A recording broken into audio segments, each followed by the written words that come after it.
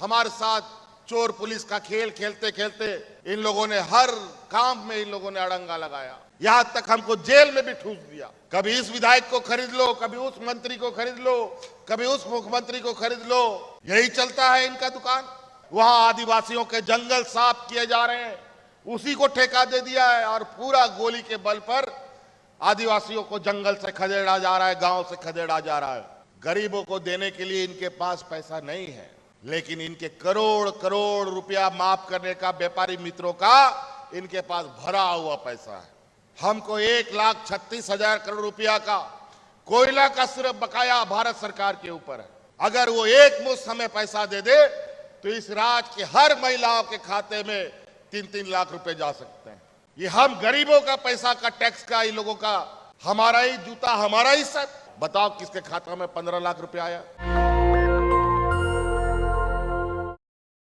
एक नया medical college सरकार ने कोल्हान की जनता और झारखंड प्रदेश की जनता को समर्पित किया है।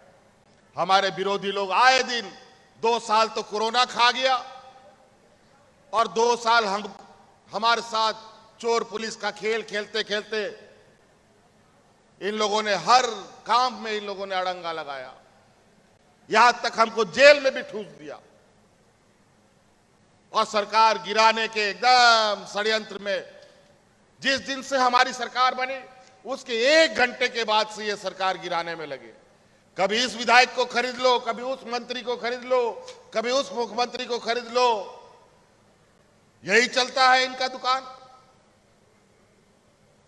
पैसे के बदौलत ये देश में राज करने की चाहत रखते हैं और राज्यों में चाहत रखते हैं।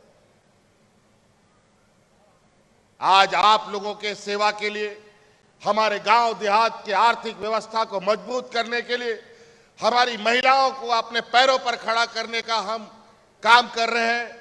आज महिलाओं को सम्मान और महिलाओं के खाते में पैसे जा रहे हैं और इसका तकलीफ से ये हम इस योजना को बंद करने के लिए कोर्ट में इन लोगों ने दरखास्त डाल दिया। हम यहां के 32 के आधार पर नियोजन नीति बनाते हैं तो इसके लोग कोर्ट में जाकर के उसको असंवैधानिक घोषित कर देता है। बड़ा विचित्र हालत है। आज हम हर महिलाओं के खाते में 1000 रुपया दे रहे हैं।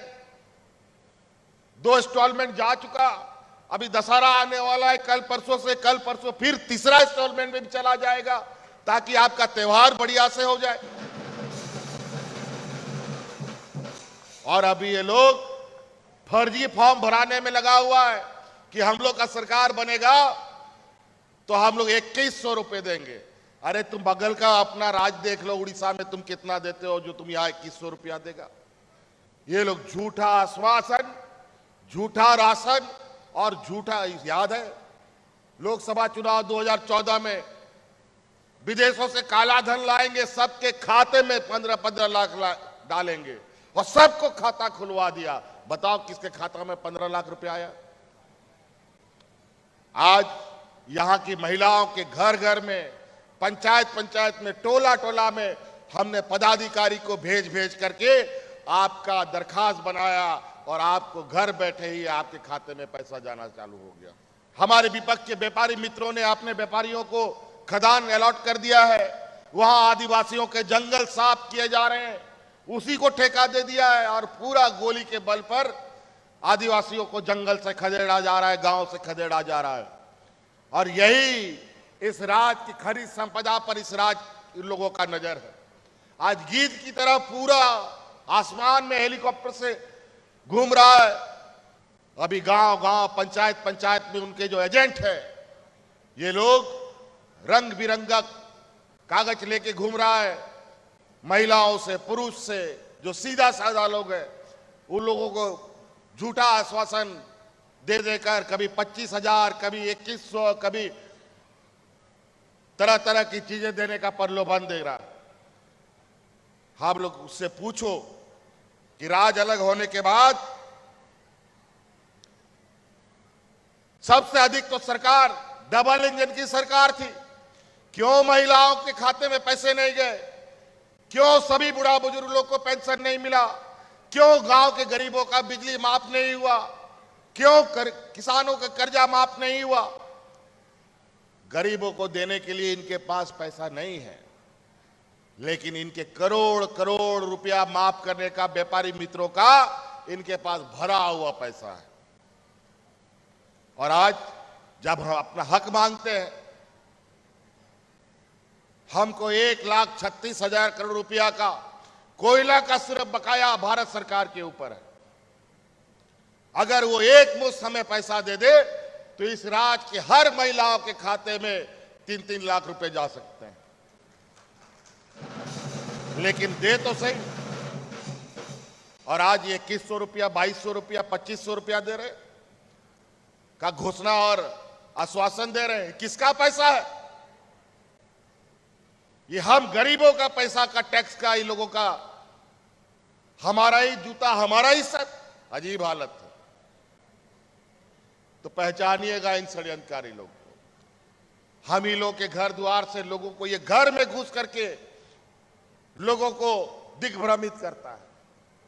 हम ही लोग का जात बिरादरी का भाई लोगों को, जो बेचारा कमजोर है, संघर्ष नहीं कर सकता, लड़ नहीं सकता, उसको अपने पाले में डाल करके हमारे बीच में भेज करके इन लोग को उल्टा सीधा पाठ पढ़ाएगा।